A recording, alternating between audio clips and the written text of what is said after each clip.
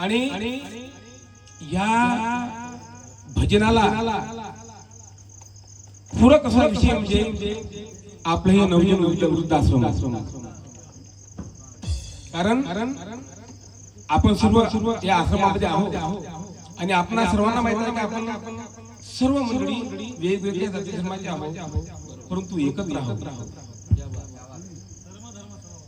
ऐका, आपण सर्व वेगवेगळ्या जाती धर्माचे लोक असून सुद्धा एकच ठिकाणी राहतो, एकच ठिकाणी वागतो, सोबत जेवण करतो आणि आपलं सर्व संगोपन आपल्या लहान लहान लेकरांसारखं समजून प्रियताई आपली आपल्या सर्वांचं संगोपन करते आणि तिला सहकार्य होऊन आपले प्रेम घेऊन तिला सहकार्य करतात.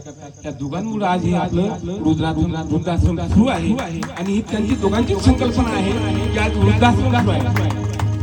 पण हे जे आपलं वृद्धाश्रम सुरू आहे ही संकल्पना एके ठिकाणी वंदनीय राष्ट्रसंत तुकडोजी महाराजांनी मांडलेली आहे. ती कशी